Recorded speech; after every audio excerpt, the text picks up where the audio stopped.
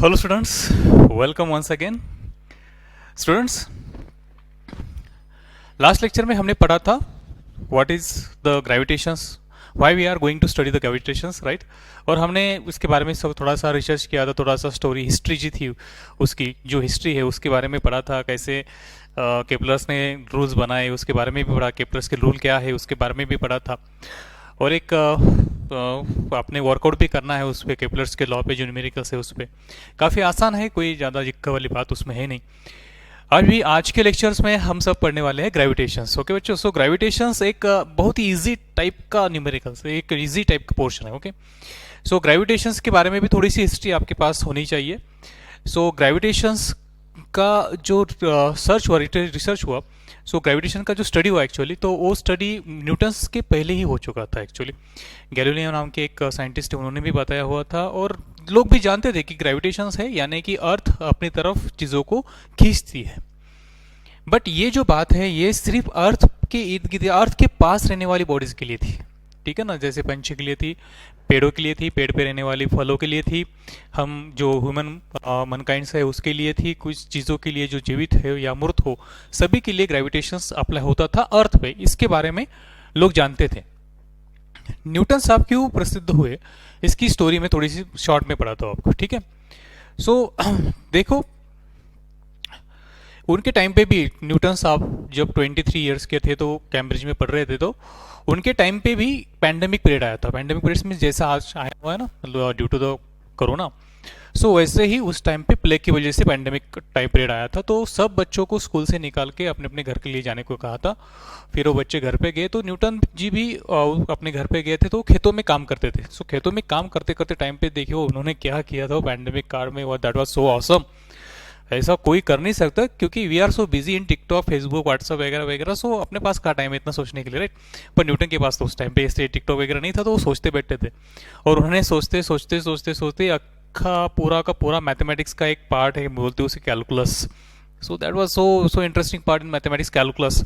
सो calculus calculus पे उन्होंने पूरी की पूरी किताब लिख दी, और वो कैलकुलस को मैथमेटिकल प्रिंसिपिया नाम का उनकी किताब है, उसमें लिखा था उन्होंने कैलकुलस। ये इंटीग्रेशन डेरिवेटिव जो आप पढ़ते हैं ना, वो सब कैलकुलस में है। और मेन बात पे मैं अभी शायद भूल गया, मेन बात क्या बतानी थी। तो वो सोचते थे कि उनके ग्रेविटेशन के बारे में उनको पता था, पर वो सोचते थे कि यार अगर ग्रेविटेशन लगता है सभी चीज़ों के लिए, तो ये जो ऊपर मून है तो उसका क्या, ये ऊपर जो मून है वो नीचे क्यों नहीं गिरता। सो ये उनका सवाल था एक्चुअली। उनका भी स्टोरी बच्चों के लिए बढ़ाने के लिए स्टोरी कैसी बनाई थी कि यार वो एक बार पेड़ के नीचे बैठे थे, को भी एक दंत कथा है अच्छी, शायद सच भी हो सकती है, और एप्पल नीचे गिरा था, राइट। तो एप्पल नीचे क्यों गिरा है ये सोचते सोचते उनने ग्रेविटेशन डिस्कवर किया था। सो ऐसा नहीं है, अभी स्टोरी अच्छे से देख सुन लेना। तो वो सोचते थे कि यार ऐसे वो सोच रहे थे कि यार ये मून नीचे क्यों नहीं गिरता एक्चुअली। तो स्टोरी ऐसी एग्जैक्ट में जैसे बता रहा हूँ वैसे ही होगी, ऐसा कुछ नहीं है, ठीक है ना। तो सोचो अभी आप कि अर्थ है और अर्थ के ऊपर मून है। सो ये जो मून है ये मोशन में है, ये सबको पता ना, ये मून अर्थ के इर्द गिर्द ऐसे घूमते रहता है। सो न्यूटन का कहना था कि यार ये जो मून है ये नीचे क्यों नहीं आ रहा, जबकि उसने आना चाहिए था, उस पर भी ग्रेविटेशन लगना चाहिए था। क्या उन पर ग्रेविटेशन नहीं लगता? तो उस टाइम पे ऐसा बिलीफ था कि ये जो मून है, सन है, ये हेवनली बॉडीज है, अपने अर्थ पे जो रूल है वो वहाँ पे नहीं लगते, वो खुदा ने बनाए हुए चीज़ है। सो उस पर हमारे रूल्स नहीं लगते, ऐसा उनका बिलीफ था। पर ये सोच रहा था आदमी, और ये सोचते सोचते फिर एप्पल के पेड़ के नीचे बैठा, और उन्होंने देखा कि यार एप्पल नीचे गिर गया। तो फिर उनके ख्याल में आ गया कि हाँ अभी ये क्यों नहीं नीचे गिर रहा, कौन मून।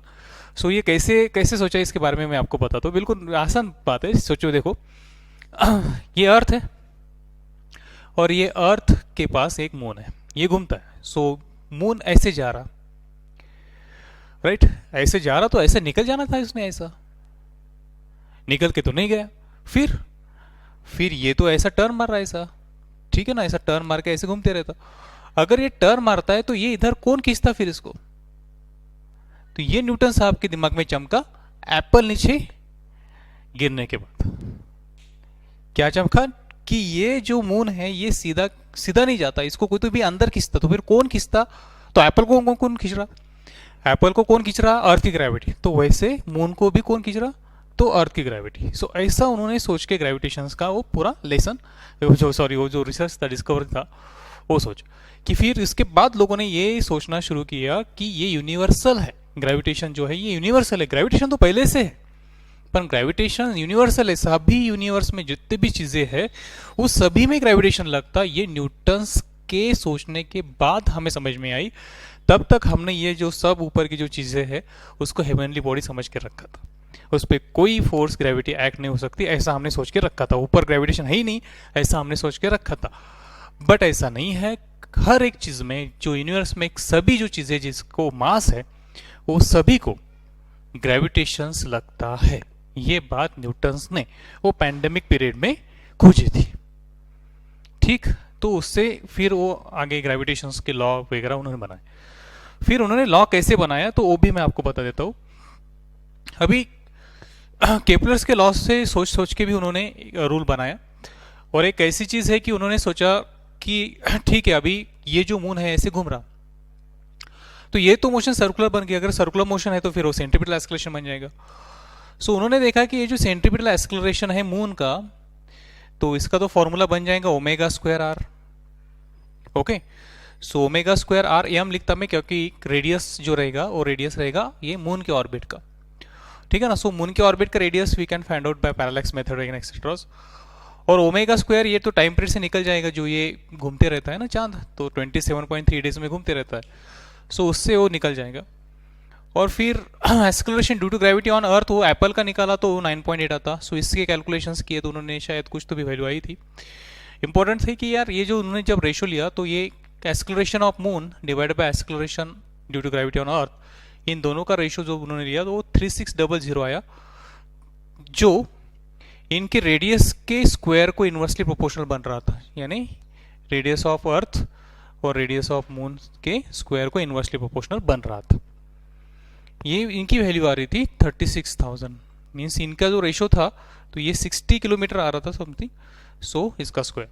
सो इससे उनको याद समझ में आया था कि एक्सेलरेशन जो है, जो मून पे एक्सेलरेशन लगता है और जो अर्थ पे एक्सेलरेशन होता है, ये दोनों ही एक्सेलरेशंस रेडियस यानी ऑर्बिट के रेडियस के स्क्वायर को इनवर्सली प्रोपोर्शनल है।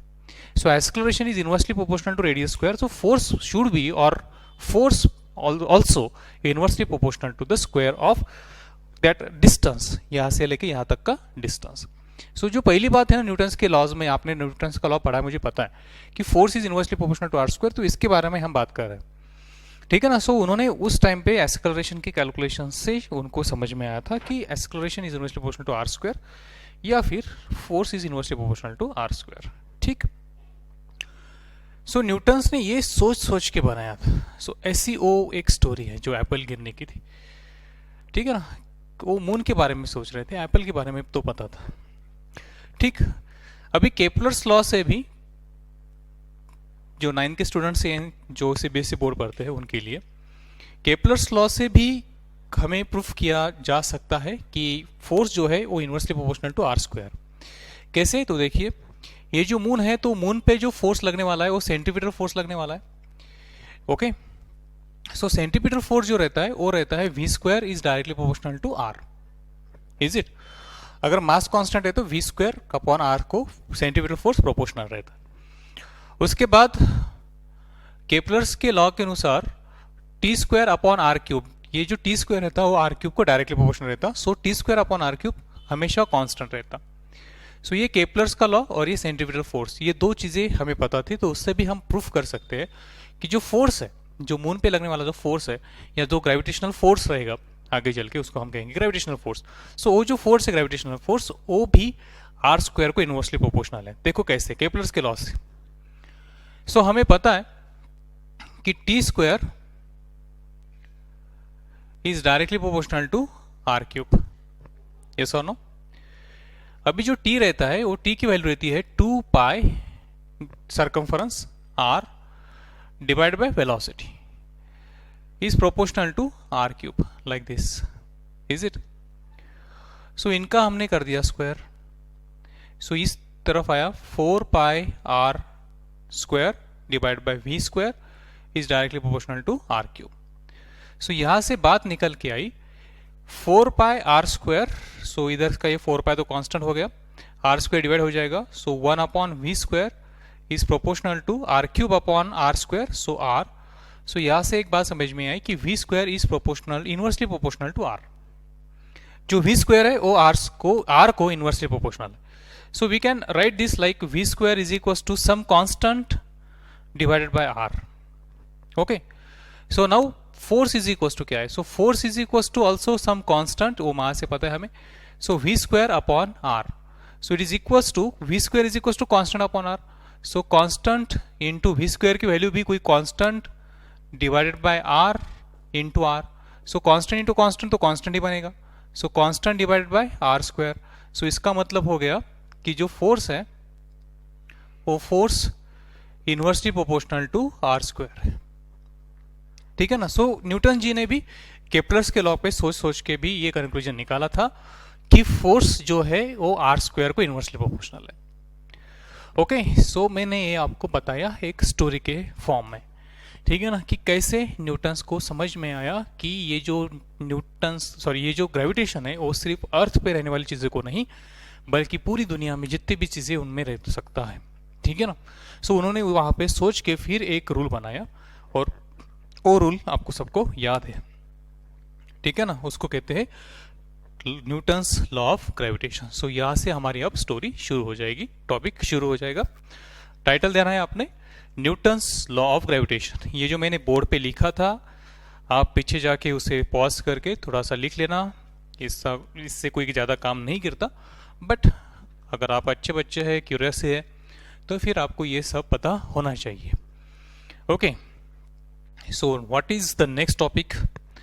नेक्स्ट टॉपिक का कहना है Newton's law of gravitation. So दीजिएगा title Newton's law of gravitation. So ये सब जो मैंने पहले जो पढ़ा है आपको, जो सब कंक्लूजन्स, वो कंक्लूजन से निकल के न्यूटन जी ने ये लॉ बनाया था, इसका नाम था न्यूटन्स लॉ ऑफ ग्रेविटेशन।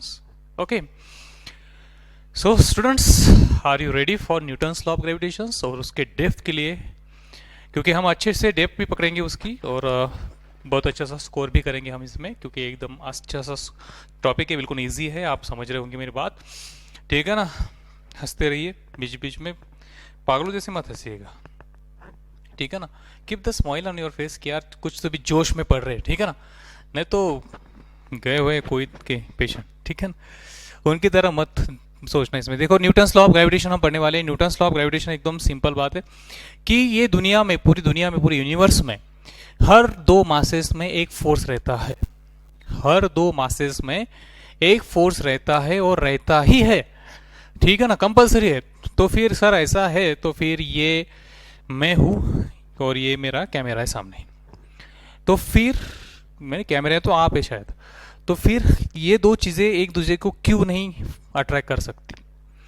अगर हर चीजों में, हर चीज में अगर दो मासेस, हर कोई मासेस में अगर ग्रेविटेशन का फोर्स है, तो वो फोर्स के वजह से ये सभी की सभी दुनिया एक साथ क्यों नहीं है, ऐसी चिपकी हुई क्यों नहीं है, क्योंकि उनके सब में तो फोर्स है। सो ये सवाल का जवाब भी न्यूटन साहब ने दिया कि जो फोर्स है वो force directly proportional to the product of masses है, यानी मैं हूं और आप है तो दोनों के मासेस का प्रोडक्ट, और मैं हूं और अर्थ है और हम दोनों के मासेस का प्रोडक्ट, इन दोनों में से जिसमें ज्यादा प्रोडक्ट रहेगा उसका फोर्स ज्यादा रहेगा। सो डेफिनेटली अर्थ एक बहुत बड़ी बॉडी है तो उसका मास भी ज्यादा है, अगर उसका मास ज्यादा है तो फिर डेफिनेटली मेरे में और अर्थ में ज्यादा फोर्स रहेगा, ना कि मुझ में और आप में ज्यादा फोर्स रहेगा। Is it okay. सो इन्होंने कहा था न्यूटन्स ने कि जो फोर्स रहता है तो force is directly proportional to the product of masses, और अभी हमने प्रूफ भी किया कि वो जो फोर्स है gravitational force, it is inversely proportional to the square of distance between them. जो ऑब्जेक्ट्स है, दो मासेस है, वो मासेस में जो डिस्टेंस है वो डिस्टेंस के स्क्वायर को डायरेक्टली प्रोपोर्शनल भी स्क्वायर को डायरेक्टली नहीं, इनवर्सली प्रोपोर्शनल भी है। यानी मुझ में और आप में थोड़ा डिस्टेंस ज़्यादा है, पर मुझ में और अर्थ में जो डिस्टेंस है वो काफ़ी कम है। सो डिस्टेंस जहाँ कम है वहाँ पे फोर्स ज़्यादा है, ठीक है ना। इसको कंबाइन करके लिखेंगे आप। So force is directly proportional to the product of masses m1 m2 upon R square. Okay, फिर न्यूटन ने बताया था कि यहाँ पे एक कांस्टेंट है और वो कांस्टेंट की वैल्यू वगैरह के बारे में हम बाद में पढ़ने वाले हैं, जी बोल के लिखूंगा मैं इस पे। So into m1 m2 divided by R square. So ये होगा ग्रेविटेशनल फोर्स का फॉर्मूला जो इंडिकेट करता है कि m1 m2 को डायरेक्टली प्रोपोर्शनल और square of distance between the two object को इनवर्सली प्रोपोर्शनल। ओके, और g is some constant is there. So Newton साहब को पता नहीं थी ये g की वैल्यू क्या है, ठीक। सो g की वैल्यू आगे पढ़ने वाले हम क्या होगी, ठीक है ना। अभी इस पे ही फोकस करने वाले हैं। अभी ये हो गया फोर्स का फॉर्मूला अकॉर्डिंग टू न्यूटन। अभी मैं आपको स्टेटमेंट नहीं दूंगा क्योंकि 11th क्लास का है, बोर्ड में नहीं आने वाली है, सो रटने का कुछ काम नहीं है, सिर्फ खाली फॉर्मूला आपको पता है। So that is so much good for you. Okay, so क्या फॉर्मूला बना फिर ग्रेविटेशनल फोर्स का, F is equal to G m1 m2 upon R square, ठीक है ना। m1 m2 दो बॉडीज के मासेस और R square is the distance between them. Okay, ये पॉइंट मासेस के लिए उन्होंने लगाया था। पॉइंट मासेस में छोटे छोटे मासेस, ठीक है ना। छोटे मासेस नहीं बोलेंगे पॉइंट मास को, बस point masses. So point masses के बारे में मैंने पहले भी पढ़ाया हुआ है आपको, सो आपको पता है। तो उन्होंने कैलकुलस में भी इसको एक्सप्लेन किया हुआ था कि पॉइंट मासेस किसे कहते हैं, ठीक है ना, न्यूटन जी ने। सो ये फॉर्मूला आपके पास आ गया, F is equal to G m1 m2 upon R square. F is equal to G m1 m2 upon R square, बचपन से रटा हुआ फॉर्मूला है, सबको पता रहता है। अभी एक कोऑर्डिनेट सिस्टम है, ये हो गया x एक्सिस और ये बन गया y एक्सिस। ओके, यहां पे एक पार्टिकल है, इसका मास है m1 और यहां पे एक दूसरा पार्टिकल है, इसका मास है m2। ये ओरिजिन है कोऑर्डिनेट सिस्टम का और the position vector of this mass is r1, this is r1, and position vector of this mass is r2, this is r2। अभी ये जो दो मासेस है m1 एंड m2, तो ये दो मासेस में भी फोर्स रहेगा और दैट इज ग्रेविटेशनल फोर्स। ये ग्रेविटेशनल फोर्स कैसा एक्ट होता है, किस तरह से एक्ट होगा, इसके बारे में सोचेंगे। तो m1 m2 पे फोर्स अप्लाई करेगा और m2 m1 पे भी फोर्स अप्लाई करेगा। फॉर न्यूटन्स के थर्ड लॉ के अनुसार for every action there is equal and opposite reaction, is it. So उस तरह कि अगर m1 m2 को अट्रैक्ट करता है तो m2 भी m1 को अट्रैक्ट करेगा। So force applied by mass 1 on mass 2, force applied by 1 on 2। सोचो ऐसा मैंने लिख दिया कि ये जो F1 है इट इज द फोर्स चलो उल्टा लिख देते इसको, force applied by mass 2 on mass m1, ठीक है। सो मास 2 ने मास 1 पे जो फोर्स अप्लाई किया है वो है F12 और फोर्स 21 क्या है, तो force 21 is the force applied by m1 on m2, ठीक है ना। ऐसे दो फोर्स लिए वेक्टर फॉर्म में। तो सोचो बच्चों कि अगर force F12 force applied by m2 on m1, so m2 on m1, तो m2 m1 को इस तरफ खींच रहा, इज इट। सो डायरेक्शन तो इधर से इधर होगी, तो ये डायरेक्शन आप कैसे निकालते हैं, सो इससे इट इज r। सो ये डायरेक्शन आप कैसे निकालेंगे, सो इसको लगाएंगे हम triangles law. So r1 and r, so यहां पे by triangles law, by triangle law of vector addition, triangle law of vector addition, r1 vector r1 plus r is equals to r2। okay, so vector r is equals to बचा r2 vector r2 minus vector r1।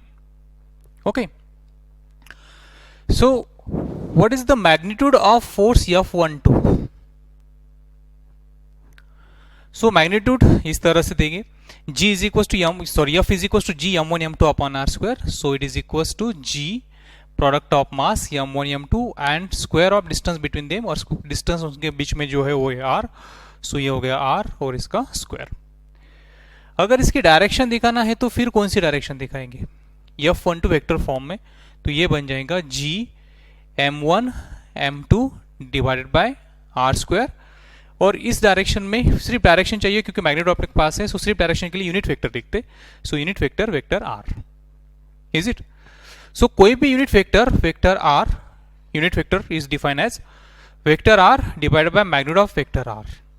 So in this term force F12 can be written as G m1 m2 divided by r square into r cap है vector r divided by r। So F12 की value, vector F12 की value आ गई G m1 m2 divided by r square into r cube into vector r। सो ये हो गया force का vector form में formula. सो यहाँ पे हमने फिर से एक बार लिखना है इसको, F12 is equals to G m1 m2 divided by r cube into vector r, और वेक्टर r की वैल्यू है r2 माइनस r1, सो ये हो गया r2 minus r1। Okay, so similarly अगर मैं लिखना चाहूंगा F21, ये F21, सो F21 तो इधर लगेगा, ठीक है ना। F21 क्या है, फोर्स अप्लाइड बाय m1 ने m2 पे लगाया हुआ फोर्स, तो m1 m2 को तो अपनी तरफ खींचेगा, ग्रेविटेशनल फोर्स जो है अट्रैक्टिव फोर्स है, सो ये तो इधर लगेगा फोर्स। अगर ये उधर लगता है तो इस टाइम पे मैग्नीट्यूड तो सेम रहेगा, g m1 m2 upon r cube, ठीक। और फोर्स अगर इधर लगता है, ठीक है ना, सो इस टाइम दिस टाइम जैसे यहाँ पे r2 माइनस r1 था, तो this time r1 minus r2 बन जाएगा, सो यहाँ पे रहेगा r1 minus r2. Okay, so we can write this like minus g m1 m2 upon r cube, और this is r1 minus r2, और r1 माइनस r2 को मैंने लिखना है कि r2 माइनस r1, सो इसके लिए मुझे माइनस साइन कॉमन निकलना था, तो जो मैंने निकल ली। सो यहाँ से लेके यहाँ तक जो ब्रैकेट है इसकी वैल्यू तो F12 है, सो यहाँ पे हमने लिख दिया F21 vector is equal to minus time vector F12. So this indicate that the gravitational force between the two objects, between the two masses is equal and opposite. देखिए फोर्स सेम है, सिर्फ उनकी direction opposite, so equal and opposite, is it. So magnitude same और direction opposite, so gravitational force, दो object में जो gravitational force रहते हैं वो एक दूसरे के एक्शन रिएक्शंस रहते हैं, ठीक है ना। सो ये वेक्टर फॉर्म ने हमने ग्रेविटेशनल फोर्स का फॉर्मूला लर्न किया, आपको समझ में आया होगा, ठीक है। क्या किया एक बार फिर से देखो, हमने दो फोर्सेस लिए, एक फोर्स लिया F12 जो 2 पे अप्लाई होता था, सॉरी 2 ने अप्लाई किया था 1 पे, और दूसरा जो फोर्स था F21 वो अप्लाई किया था 1 ने 2 पे। सो यहाँ पे हमने एक डायग्राम निकाली थी और हमने सोचा था कि हमें ये फोर्स पहले लेना है, तो फिर हमने R1 ऐसा लिया था, R2 ऐसा लिया था और R इस तरफ लिया था, क्योंकि ये फोर्स जो था यो M2 ने M1 पे अप्लाई किया था। सो M2 जब M1 पे फोर्स अप्लाई करेगा तो इस डायरेक्शन में अप्लाई करेगा, अपनी तरफ खींचेगा M2 जब फोर्स अप्लाई करेगा, M2 फोर्स अप्लाई करेगा तो M1 को खींचेगा अपनी तरफ, is it. So that's why मैंने ये फोर्स की डायरेक्शन इधर दिखाई थी। सो ये आर की वैल्यू यहाँ से निकली थी, R is equal to R2 minus R1, और फिर मैंने फोर्स का मैग्नीट्यूड लिया जो आपने अभी पढ़ा था न्यूटन्स के सेकंड लॉ से, उसके फॉर्मूला था G m1 m2 upon R square. फिर F12 को वेक्टर फॉर्म में लिखा, वेक्टर फॉर्म में लिखने के लिए उस डायरेक्शन को मेंशन करना था, तो डायरेक्शन को मेंशन करने के लिए हम यूनिट वेक्टर यूज करते हैं, so that is unit vector R cap. और फिर आर कैप की वैल्यू जो रहती है हमेशा, R unit vector is defined as to that vectors divided by its magnitude. So इसकी वैल्यू भी वहाँ पे पुट की थी, तो यहाँ पे आर क्यूब आया था। सो ये R cube into vector R, so vector R की वैल्यू मैंने यहाँ से निकाली थी R2 माइनस R1, जो यहाँ पे पुट कर दिया। सो ये ऐसा ही रहने दिया। फिर सिमिलरली इसी तरह की अगर मैंने F21 निकाला तो यहाँ पे जैसे R2 माइनस R1 था, तो यहाँ पे R1 माइनस R2। सो ये R1 माइनस R2 को हम लिख सकते हैं माइनस R1 माइनस R2। सो अगर मैंने उसको माइनस साइन से राइट किया तो मुझे मिला F21 is equal to minus F12। यानी इसका मतलब क्या हुआ कि जो अगर दो चीज़ें हैं और दो चीज़ों में अगर ग्रेविटेशन है, तो ग्रेविटेशंस में एक चीज़ दूसरी चीज़ पे और दूसरी चीज, पहली चीज पे सेम मैग्नीट्यूड वाला फोर्स अप्लाई करती है, सेम मैग्नीट्यूड वाला फोर्स अप्लाई करती है, और उन दोनों फोर्स की डायरेक्शन अपोजिट रहती है। यानी m1 m2 पे जितना फोर्स अप्लाई करता है से 3 न्यूटन, वैसा ही m2 m1 पे भी फोर्स अप्लाई करता है, it is also 3 Newton, but उनकी डायरेक्शंस अपोजिट रहती है। सो अगर दो फोर्सेस ऐसे है कि जिनकी डायरेक्शन अपोजिट है और मैग्नीट्यूड सेम है, तो उन्हें कहते हैं एक दूसरे की action reaction pair. So Newton's के लॉ अनुसार जो ग्रेविटेशनल फोर्स है, these are action reaction pairs. Do you got it? Yes और नो? मैंने कहा कि पहली बॉडी दूसरी बॉडी पे फोर्स सेम लगाती है और दूसरी बॉडी पहली बॉडी पे भी उतना ही फोर्स लगाती है। मैंने ऐसा नहीं कहा कि दोनों बॉडीज के एक्सक्लेरेशन सेम रहते हैं। ज़्यादातर हम सोचते हैं कि अगर फोर्स सेम है तो एक्सक्लेरेशन सेम होगा, पर नहीं ना, मास पे डिपेंड करेगा। सो दोनों एक दूसरे पे सेम फोर्स अप्लाई करते हैं, बट दोनों के एक्सक्लेरेशन सेम नहीं रहेंगे। ये एक बॉडी है और ये एक बॉडी है, दोनों फोर्स से एक दूसरे की तरफ बुलाएंगी, पास आएंगी, बट दोनों के आने की जो एक्सक्लेरेशन रहेगी, शायद एक फास्ट आएगा और एक स्लो आएगा, ऐसा। सो एक्सक्लेरेशन उनके डिफरेंट रह सकते हैं, डिपेंड करेगा कि मास किसका है। सो फोर्स तो दोनों के बीच में सेम रहेगा, F, बट आपको अगर एक्सक्लेरेशन निकालना है तो वो फोर्स जो सेम फोर्स है दोनों के बीच में, उसे इंडिविजुअल मासेस से डिवाइड करना है। सो F अपॉन m1, सो उस m1 का एक्सक्लेरेशन a1, अगर F अपॉन m2 लिया तो सेकंड मास का एक्सक्लेरेशन, ठीक है ना, उसके बारे में भी हम पढ़ेंगे। Is it clear for now? So आपने यहां तक पढ़ लिया, सो इसको अच्छे से नोट कर लेना, ठीक है ना, थोड़ा सा मैं बाजू में होता। सो पॉज करके नोट करो, ठीक। अभी थोड़ा आगे सोचते हैं। हमारा फॉर्मूला जो है, formula F is equal to G m1 m2 upon R square. So Newton साहब को ये g की वैल्यू पता नहीं थी, ठीक है ना।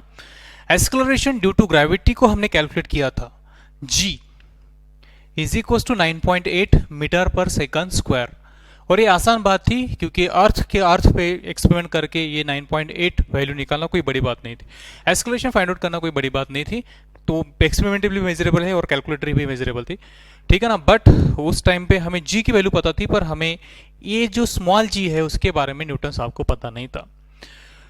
आगे जी की वैल्यू हमें कैलकुलेट करके दिया कैवेंडिश नाम के एक रिसर्चर ने। कैवेंडिश, शायद स्पेलिंग मेरा आगे पीछे हो जाएगा कैवेंडिश के बारे में, ठीक है ना, कैवेंडिश, ठीक है। ये जो कैवेंडिश थे, तो इन्होंने हमें जी की वैल्यू कैलकुलेट करके दी थी, ठीक है ना। सो लिखना कैसे? सो क्या आपने वेक्टर फॉर्म तो लिख लिया होगा, फिर से एक बार फॉर्मूला लिख लेना, F is equal to G m1 m2 upon R square, और लिख लेना कि G is universal gravitational constant. G is universal gravitational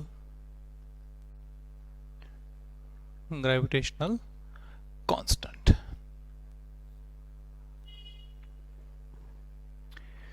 okay, तो अभी ये G के बारे में हमारा लेक्चर है। जी किसने फाइंड आउट किया था? न्यूटन्स को पता नहीं था जी की वैल्यू कितनी है, कैवेंडिश ने शोध लगाया था कि जी की वैल्यू कितनी है, और कैसे लगाया था इसके बारे में भी आपको पता होगा। सबसे पहले इस फॉर्मूले से जी का फॉर्मूला निकाल लेंगे। So G is equal to क्या बन जाएगा? जी निकल जाएगा F into R square divided by m1 into m2। So R square इधर मल्टीप्लाई हो गया, m1 m2 डिवाइड हो गया, ठीक। यहां से यूनिट भी निकाल लेते जी का यूनिट बन जाएगा, F का unit Newton, R means distance, distance का यूनिट मीटर और मीटर का square, divided by mass into mass, kilogram into kilogram, so it becomes kilogram square. So ये हो गया जी का क्या बोले उसे, यूनिट। ओके, सो जी की वैल्यू जो है वो जी की वैल्यू फाइंड आउट की गई by using Cavendish torsion pendulum, ठीक है। एक स्ट्रिंग लिया कैवेंडिश ने, उसे एक रॉड लगाया, ठीक है ना। ये रॉड बिल्कुल लाइट वेट था, इसमें कोई ज्यादा मास नहीं था। ये रॉड के एंड्स पे छोटे मास लगाए थे, लीड के बने हुए, पर हेवी ले थे थोड़े से, इतने कोई हल्के नहीं थे। इनका मास यम और इसका भी मास यम था, ठीक। और ये मास के बाजू में, ठीक है ना, बिल्कुल ऐसा था तो यहाँ पे, ठीक है ना, ऐसा रॉड था तो यहाँ पे एक बड़ा मास रखा था यम, और इसके अपोजिट यहाँ पे सेम मास ये हम रखा था। ओके, सो ये हॉरिजेंटल सिस्टम थे, एक रूम में बनाया था उन्होंने, तो एक हॉरिजेंटल बन गया था। सो सबके ग्रेविटेशन सेम था और टंगे हुए थे, ये दोनों को फिक्स करके रखा हुआ था। ठीक है ना, वैसे फिक्स दिखाते नहीं कहीं पे, पर ऐसा फिक्स करके रखा हुआ था समझो। तो ये सिस्टम थी एक स्टैटिक सिस्टम। तो ये कोई मोशन में नहीं था, एकदम इक्विलिब्रियम में आया था। ठीक, तो फिर इससे कैसे निकाली जी की वैल्यू? देखो, हमें पता है फोर्स का formula G m1m2 upon R square. ये जो रॉड था, ये रॉड के बीच में का डिस्टेंस लिया था से d, यल लेंगे रॉड की लेंथ यल, और ये जो मासेस थे दो यहाँ पे रखा था और एक यहाँ पे था, है ना ऐसा। तो इन दोनों में का जो डिस्टेंस था वो डिस्टेंस लेंगे हम से कुछ तो भी d लेंगे अभी। ओके, सो बताओ ये दोनों में अगर डिस्टेंस d है तो फोर्स कितना रहेगा? सो ये दोनों में फोर्स रहेगा F is equal to G m small और m कैपिटल डिवाइडेड बाय दोनों में का distance d square. Is it? अभी ये जो यहाँ पे अगर मैंने यहाँ पे एक मास रखा है, यहाँ पे एक मास रखा है, तो ये मास ने इस मास को अट्रैक्ट किया होगा और इस मास ने इस मास को अट्रैक्ट किया होगा। सो ऐसा अगर रॉड है, ठीक है ना, समझो यहाँ पे रॉड है, तो ये रॉड की इधर एक मास है, इधर एक मास है, दोनों के पास में मास अगर है तो उसमें ग्रेविटेशनल फोर्स लगेगा। सो ये ऐसे घूमेगी, ठीक है ना। सो घूमेगी मीन्स रोटेशनल मोशन करेंगे, रोटेशनल मोशन करेंगे तो फिर उस पर टॉर्क लगेगा। सो वो टॉर्क जो रहेगा वो टॉर्क रहेगा F इंटू ये दोनों में का डिस्टेंस से यल। ओके, अभी ये तो इक्विलिब्रियम में है, ये जो रॉड घूमा तो ये तो घूमते हुए दिखाई नहीं दे रहा है, तो बस रेस्ट पे है। सो घूम के रेस्ट पे आ गया, यानी क्या हो गया, वो इक्विलिब्रियम में। अगर वो इक्विलिब्रियम में है तो उसका मतलब है कि उसका रोटेशनल टॉर्क जो है वो इक्विलिब्रियम में है, यानी sum of rotational torque is zero. So एक टॉर्क उसको घुमाएगा और दूसरा टॉर्क उसको इक्विलिब्रियम पोजीशन में लेने जाने की कोशिश करेगा। ऐसा कौन होगा जो उसको अपने ओरिजिनल पोजीशन पे ले जाने की कोशिश करेगा? तो वो होगा स्ट्रिंग में के स्ट्रिंग, अगर ऐसे स्ट्रिंग है तो स्ट्रिंग को ऐसे एक ट्विस्ट आएगी, है ना, ट्विस्ट समझ में आता है आपको? ऐसा रॉड है, अगर रॉड पे मैंने यहाँ पे स्ट्रिंग लगाई तो ये स्ट्रिंग में ऐसे ट्विस्ट आ जाएंगे, ट्विस्ट, ठीक है ना। सो ये ट्विस्ट रिस्टोर हो जाएगी। सो रिस्टोरिंग टॉर्क कौन प्रोवाइड करेगा? रिस्टोरिंग टॉर्क प्रोवाइड करेगा स्ट्रिंग, ठीक है ना। सो रिस्टोरिंग टॉर्क का भी यहाँ पे सेम रिस्टोरिंग टॉर्क भी, ये डिफ्लेक्टिंग टॉर्क हो जाएगा जो रॉड को घुमाएगा और रिस्टोरिंग टॉर्क उसको पीछे लेके आएगा। अगर ये दोनों रेस्ट पे है तो रिस्टोरिंग टॉर्क और घुमाने वाला टॉर्क, दोनों टॉर्क ऐसे सेम है। सो ये हो गया deflecting torque, it should be equal to restoring torque, ठीक है ना। और रिस्टोरिंग टॉर्क का फॉर्मूला रहता k इंटू थीटा। ये जो k है इसको बोलते हैं रिस्टोरिंग कांस्टेंट, और ये रिस्टोरिंग कांस्टेंट ये स्ट्रिंग की प्रॉपर्टी रहती है, ये जो स्ट्रिंग लगा है ना यहाँ पे इसकी। सो इसकी वैल्यू हमें पता रहती है, ठीक है ना। सो ये थीटा, ये k हमें पता है रिस्टोरिंग कांस्टेंट जो स्ट्रिंग से निकाल सकते हैं। और थीटा वो घूमने वाला एंगल होगा, पहले ऐसे रखेंगे जब तक ये दोनों मास नहीं है तब तक तो ऐसे रहेंगी, अगर जो दो मास रखेंगे तो ऐसे थोड़ी सी घूमेगी। सो घूमने से हम यहाँ का थीटा भी कैलकुलेट कर सकते हैं। So F into L is equal to हो जाएगा k थीटा इक्विलिब्रियम में, ठीक है ना। सो F की वैल्यू बन जाएगी k थीटा अपॉन L। सो अभी F की वैल्यू कितनी है? F की वैल्यू तो है G small m capital M divide by d square, और यहाँ पे F की वैल्यू कितनी आई? तो वो आ गई k theta upon L। Okay, so G का फॉर्मूला क्या बन गया? k theta upon L into D square upon small m capital M। So इसमें हमें पता है कि k की वैल्यू वो तो रस्सी से निकल आएंगे, थीटा तो हम तो गिन सकते हैं क्योंकि उसने डिफ्लेक्शन दिखाया, यल यानी ये रॉड की लेंथ, डी स्क्वायर ये दोनों में का डिस्टेंस जो मेजरेबल है आसानी से, और m1 m2 तो हमें पता है पहले से। सो सभी वैल्यू अगर ये g के फॉर्मूले की हमें पता है तो हम इजीली g की वैल्यू फाइंड आउट कर सकते हैं। ओके, सो समझ में है आपको? यस और नो? ओके, सो यहां से हमने g की वैल्यू निकाली और g की वैल्यू केवेंडिश ने बताई, वो थी 6.67 इंटू 10⁻⁻11। क्या यूनिट आता है? न्यूटन मीटर स्क्वायर पर kg स्क्वायर। सो ये होगी g की वैल्यू जो कैवेंडिश ने हमें फाइंड आउट करके दिया था। न्यूटन्स के 100 साल, न्यूटन्स लॉ डिस्कवर होने के 100 साल बाद कैवेंडिश ने हमें g की वैल्यू बताई थी। Is it clear? सो समझ में है आपको? सो ये होगी g की वैल्यू। अब देखिए g की वैल्यू में जो पावर है 10⁻⁻11 है, ये बहुत बड़ा नंबर है या बहुत छोटा नंबर है? ये तो बहुत ही ज़्यादा छोटा नंबर हो गया। अगर मैंने ये वैल्यू किसी भी फॉर्मूले में कौन से भी मास लिए और ये आर स्क्वायर को कितना ही बड़ा लिया, तब भी अगर मैं जी की वैल्यू रख दूँ तो 10⁻11 की वजह से ये जो फोर्स की वैल्यू है वो तो कम ही आएगी। कितने भी जायंट मासेस लिए मैंने और कितने भी ज़्यादा डिस्टेंस लेने की कोशिश की, ठीक है ना, फिर भी, ठीक है ना, डिस्टेंस तो मैं कम लूँगा ताकि फोर्स ज़्यादा आए। डिस्टेंस कितना भी कम लिया और मासेस कितने भी जायंट लिए, ये सब कैलकुलेशंस के बाद भी जब मैं जी की वैल्यू वहाँ पे पुट कर दूंगा तो उसके वजह से जो फोर्स की वैल्यू निकलेगी वो तो कम ही निकलेगी, क्योंकि जी की वैल्यू में 10⁻11 है।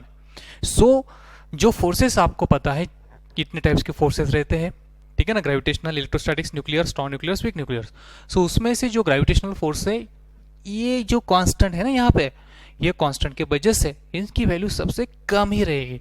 Gravitational force is the weakest force, ठीक है ना। इसलिए मेरे जो मैं हूँ यहाँ पे एक मास अर्थ पे, और कहीं पे भी मार्स पे या कहीं और जगह पे कोई अगर छोटा सा स्टोन है, ठीक है ना, बिल्कुल दूर, काफ़ी दूर, ठीक है ना, दूसरे प्लेनेट पे अगर एक छोटा सा स्टोन होगा तो उसके बीच में और मेरे बीच में भी एक फोर्स है, बट वो फोर्स की वैल्यू काफ़ी कम है, ठीक है ना।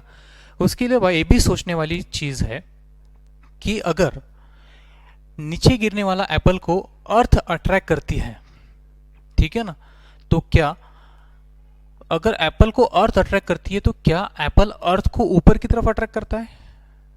यस, कितने फोर्स है? उतने ही फोर्स है जितने फोर्स से एप्पल को अर्थ अट्रैक्ट कर रही है, उतने ही फोर्स से एप्पल अर्थ को भी अट्रैक्ट करता है। बट एक्सेलरेशन किसका ज्यादा रहेगा?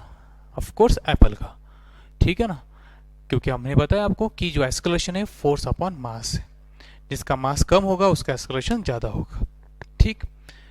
फिर भी सोचो अगर हम सब ह्यूमन अगर थोड़ी सी एक साथ अगर जंप कर दे ऊपर, हम सब ह्यूमन बॉडी जितने भी है यहाँ पे अर्थ पे पूरे, सब ने अगर हमने एक डायरेक्शन में ऐसा जंप किया तो हम ऊपर जाने के जाएंगे ऐसे, तो अर्थ हमें नीचे खींचेगी। तो क्या हम सब ऊपर जाने के बाद अर्थ हमें नीचे खींचती है, तो क्या अर्थ को भी हम ऊपर खींचेंगे? तो फिर क्या अर्थ मूव होगी ऊपर की तरफ? तो यस, वो भी मूव होगी, बट उसकी वैल्यू काफ़ी काफ़ी कम होगी। इसलिए कोई भी उसमें हमें कोई चेंज या बदलाव अर्थ के बारे में नहीं दिखाई देगा, ठीक है ना। हर कोई चीज़ जिसमें मास है वो दूसरे किसी भी मास को अपनी तरफ अट्रैक्ट करती है, ठीक है ना। हालांकि वो मोशन करेगी या नहीं करेगी ये वो डिपेंड करेगा एक्सेलरेशन की वैल्यू पे, ठीक। पर दोनों के बीच में हमेशा और हमेशा के लिए एक फोर्स बंधा रहता है, फिर वो चीज़ चाहे अर्थ पे हो या अर्थ से कहीं दूर यूनिवर्स में। दैट्स वाई न्यूटन साहब ने ग्रेविटेशंस के बारे में हमें ये बताया कि ग्रेविटेशन सिर्फ अर्थ पे रहने वाली चीज़ों के लिए नहीं है, ग्रेविटेशंस अर्थ के बाहर सभी चीज़ों के लिए है। न्यूटन्स के इस लॉ को हम कहेंगे न्यूटन्स यूनिवर्सल लॉ ऑफ ग्रेविटेशंस, ठीक है ना। उन्होंने ग्रेविटेशंस को पूरी जगत में जितना भी यूनिवर्स है, जितना भी ये जिस किसी ने भी क्रिएट किया होगा, शायद वो भगवान कहेंगे उसे हम, तो उसने जो कुछ भी बनाया तो इस सभी चीज़ों में ग्रेविटेशन है, ओके। सबसे ज़्यादा ग्रेविटी हमें ब्लैक बॉडी अप्लाई करती है, ठीक है ना। उसके बारे में टाइम मिला तो हम बात करेंगे। फिलहाल हमने पढ़ लिया न्यूटन्स लॉ ऑफ ग्रेविटेशन और ग्रेविटेशन के बारे में। Do you got it? Yes और नो? यस, ठीक है ना। इतना लिख लीजिए, मैं आता हूँ बात।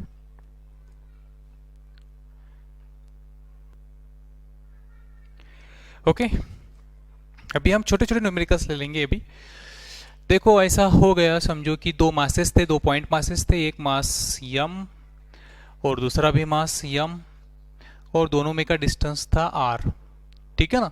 तो इन दोनों के बीच में जो फोर्स था वो फोर्स था एफ। अगर हमने आर की वैल्यू, ये आर वन हो गई, अगर हमने आर की वैल्यू डबल कर दी तो फोर्स ये एफ वन, तो एफ टू कितना रहेगा? दिस इज सिंपल, आपको पता है अगर मासेस कांस्टेंट है तो force is inversely proportional to R square. अगर मैंने डबल कर दिया तो 1/4 हो जाएगा, ठीक है ना। ऐसे न्यूमेरिकल्स लेने की जरूरत है नहीं है, आपने उसको पढ़ना है, अच्छे से कर लेना है, ठीक है ना। प्रोपोर्शनलिटी वाले, इसमें परसेंटेज चेंज वाले भी आ सकते हैं क्वेश्चंस, ठीक। और एक क्वेश्चंस मैं आपको ऐसे ही बातें बातों में बता देता हूँ, ठीक, कि एक ट्रायंगल है, इक्विलैटरल ट्रायंगल है, ठीक है ना। ऐसा इक्विलैटरल ट्रायंगल है। हर साइड 1 मीटर 1 मीटर 1 मीटर, यहाँ पे मास m, यहाँ पे भी मास m और यहाँ पे भी मास m, ठीक। और इसका जो सेंट्रॉइड है, यहाँ पे सेंट्रॉइड रखा, तो ये सेंट्रॉइड पे मास है कुछ भी m डैश। तो बताओ कि यहाँ पे ग्रेविटेशनल फोर्स कितना रहेगा, ठीक। सो आर यू कंफ्यूज और you tell me the answer in very few seconds, ठीक है ना। कुछ बच्चे बहुत फ्यू सेकंड्स में इसका जवाब दे सकते हैं। देखो, अगर ये सेंट्रॉइड पे है तो यहाँ से लेके यहाँ तक का डिस्टेंस और यहाँ से लेके यहाँ तक का डिस्टेंस और यहाँ से लेके यहाँ तक का डिस्टेंस सेम है। तो यहाँ पे जो फोर्स लगने वाला है से F1, यहाँ पे जो फोर्स लगने वाला है F2 और यहाँ पे लगने वाला फोर्स F3, ऐसे 3 फोर्स उस पे लगने वाले हैं। Is it? सो देखिए, F1 का फॉर्मूला लिया क्या, F2 का फॉर्मूला लिया क्या और F3 का फॉर्मूला लिया क्या, तीनों फॉर्मूले सेम आएंगे। क्योंकि F1 का फॉर्मूला लिया तो यहाँ पे G और मास यहाँ पे m और यहाँ पे का मास m डैश और ये दोनों में का डिस्टेंस से d है, तो ये हो जाएगा d स्क्वायर। सो हर दो मासेस में जो फोर्स है उसका मैग्नीट्यूड सेम है। अगर मैग्नीट्यूड सेम है और सबके बीच में का एंगल भी सेम है तो रिजल्टेंट फोर्स जीरो रहेगा, ठीक है ना। इसके बारे में आपने पहले भी पढ़ा हुआ है। सो रिजल्टेंट फोर्स जीरो रहेगा, इसलिए यहाँ पे net force, net gravitational force zero रहेगा, ठीक है ना। वेक्टर्स की बात है। देखो, एक ऑब्जेक्ट है, यहाँ पे फोर्स लग रहा है F और यहाँ पे नीचे भी फोर्स लग रहा है F, ठीक है ना। तो इधर ये ऊपर और ये नीचे, तो इनकी एडिशन होगी, सब्सट्रैक्शन, सब्सट्रैक्शन तो जीरो बन जाएगा। अगर यहाँ पे भी फोर्स लग रहा है, यहाँ पे भी फोर्स लग रहा है, यहाँ पे ऐसे 4 फोर्स लग रहे हैं, तो ये फोर्स इसको कैंसिल करेगा, ये फोर्स इसको कैंसिल करेगा, तो नेट फोर्स कितना रहेगा, जीरो। उसी तरह 3 फोर्सेस है और तीनों फोर्स इक्वल डायरेक्शन में है, यानी यहाँ से लेके यहाँ तक का एंगल, यहाँ से लेके यहाँ तक का एंगल और यहाँ से लेके यहाँ तक का एंगल सेम है, तो फिर नेट फोर्स जीरो रहता, ठीक। उसी में एक्सटेंशन लगा देता मैं अभी, ठीक। ये तो समझ में आ गया आपके। देखो अभी ऐसा हुआ, यहाँ पे और एक मास जुड़ गया, यानी यहाँ पे नेट मास 2m है, ठीक। सो फोर्स कितना रहेगा, सो डेफिनेटली यहाँ पे F1 रहेगा, यहाँ पे F3 और यहाँ पे F2 प्लस एक फोर्स ज्यादा रहेगा, F2 प्लस F2 रहेगा। सो ये F3, F1 और F2 ये तीनों एक दूसरे को कैंसिल कर देंगे और जो बचा हुआ F2 है इतना तो रहेगा ही। नहीं समझ में आया, ठीक है। एक बार देखो, पहले 3 मासेस 3 जगह पे थे और यहाँ पे सेंट्रॉइड पे एक मास था, तो नेट फोर्स कितना था, जीरो। अभी यहाँ का मास हमने ट्वाइस m कर दिया, पहले m थे लाइक दिस, m और यहाँ पे कितना बन गया, ट्वाइस m। सो अभी यहाँ पे तो m डैश है, तो नेट फोर्स कितना रहेगा, इन दोनों के बीच में कितना रहेगा, F1। इन दोनों के बीच में कितना रहेगा, F1 ही, क्योंकि ये तो सेम रहेंगे। पर इन दोनों के बीच में जो फोर्स रहेगा वो अलग रहेगा, क्योंकि ये मासेस का प्रोडक्ट अलग है, डिस्टेंस सेम है पर मासेस का प्रोडक्ट तो अलग है। सो यहाँ पे कितना फोर्स रहेगा, सो हमने क्या किया, यहाँ पे जो ट्वाइस m था इसको लिख दिया m प्लस m। सो इस m की वजह से फोर्स रहेगा F1 ऊपर के डायरेक्शन में, और इस m की वजह से भी फोर्स ऊपर के डायरेक्शन में उतना ही रहेगा F1। इसमें के एक F1, एक ये F और ये F1, ये तीनों एक दूसरे को कैंसिल कर गया, नेट फोर्स जीरो। बट ये बचा रहेगा F1। सो यहाँ पे जो फोर्स रहेगा वो रहेगा F is equal to G, यहाँ का एक मास m और यहाँ का mass m dash upon distance का स्क्वायर d स्क्वायर, ठीक है ना। सोचने वाली बात है, आराम से कर लेना इसको, ठीक है ना। इसमें बहुत सारे न्यूमेरिकल्स ऐसे बनते रहते हैं। देखो इसका क्या होगा, एक स्क्वायर है, स्क्वायर के 4 कॉर्नर पे 4 मासेस, इक्वल मासेस रखे हुए हैं, ठीक है ना। यहाँ का मास m, यहाँ का मास m, यहाँ का मास m और यहाँ का भी मास m, ओके। तो इस मास पे टोटल फोर्स कितना रहेगा, ये साइड 1 मीटर, ये साइड 1 मीटर, ये साइड 1 मीटर और ये साइड 1 मीटर, तो यहाँ पे का फोर्स आपको निकालना है। सो ये जो मास है m, दिस मास, ये मास को अपनी तरफ खींचेगा, सो एक फोर्स इधर लगेगा F1, ये मास को नीचे खींचेगा, सो दूसरा फोर्स इधर रखेगा F2, और ये तीसरा मास, ये मास को वो अपने तरफ खींचेगा, सो तीसरा फोर्स इधर लगेगा, वो रहेगा शायद मे बी डिफरेंट F3। सो ये F2, F1, F3, यानी जो फोर्थ मास है यहां पे रखा हुआ, इस पे लगने वाले फोर्स, एक फोर्स इस तरफ, F1, एक फोर्स नीचे की तरफ F2 और एक फोर्स इस तरफ F3। ओके F1 की वैल्यू अगर आपने निकाली तो F1 और F2 की वैल्यू सेम रहेगी, वो रहेगी G m1 m2, सो मास तो सेम है, G m square upon distance का स्क्वायर 1 मीटर का स्क्वायर। सो F1 और F2 सेम है, उनकी वैल्यू हो गई gm square. F3 is different, F3 का फॉर्मूला बनेगा G M square upon distance, तो यहां से लेके यहां तक का डिस्टेंस अलग है, 1 square plus 1 square, so 2 square, नहीं 1 square plus 1 square. Pythagoras apply होगा ना यहाँ पे, देखो Pythagoras 1 square plus 1 square is equal to this, ठीक है ना यार, इजी है। 1 square plus 1 square is equal to this diagonal, is it. So 1 square plus 1 square यानी 1 प्लस 1 2, सो उसका स्क्वायर आ जाएगा 2। देखो ये हो गया 1 square plus 1 square is equal to this, so this square actually है ना, so this square is equal to 1 square plus 1 square, 1 square is 1 plus 1 square 1, 1 plus 1 2, so this square is equal to 2, so that is 2। F3 की value आ गई gm square. अभी F1 and F2 एक दूसरे को perpendicular है, F1 and F2 एक दूसरे को से परपेंडिकुलर, इज इट। सो सोचो F1 is equal to G, sorry F1 और F1 and F2 are perpendicular to each other, और दोनों की वैल्यू सेम है, से F। ओके तो फिर किनका वेक्टर फॉर्म में क्या होगा, F square plus F square. Okay so F square plus F square ये हो जाएगा twice F square. Okay so ये हो जाएगा √2 टाइम्स F1 और F2 की वैल्यू √2 टाइम्स F, सो ये भी इस तरफ जाएगी √2 टाइम्स F। और F3 की वैल्यू कितनी आ गई, F3 की वैल्यू इस डायरेक्शन में gm स्क्वायर बाय 2। अभी ये दोनों का रिजल्टेंट और ये तीसरा फोर्स F3, ये तो सेम डायरेक्शन में, इनकी एडिशन हो जाएगी, so net force F net ये हो जाएगा √2 times F plus gm square by 2।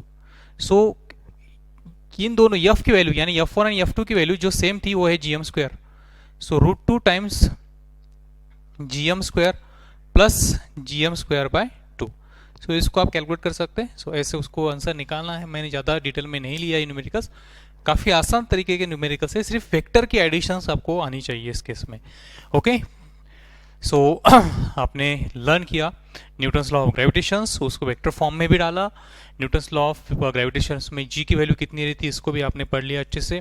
सो ग्रेविटेशंस का न्यूटन्स लॉ ऑफ ग्रेविटेशंस, और उस पर छोटे छोटे बेसिक न्यूमेरिकल्स और एक न्यूमेरिकल्स की स्पेशल वीडियो भी मैंने बनाई हुई है, शायद वो यूट्यूब पे नहीं रहेंगी पर हमारे ऐप पे साइंस स्क्वायर नाम का एक ऐप मिलेगा, उस पर है, आप वहाँ पे भी जाके उसे देख सकते हैं। काफ़ी इंटरेस्टिंग न्यूमेरिकल्स उसमें मैंने देख किए हुए, तो हो भी सकता है या नहीं भी हो सकता है, बच्चों पे डिपेंड करेगा, अगर उनके डाउट्स ज़्यादा है तो फिर हो सकता है।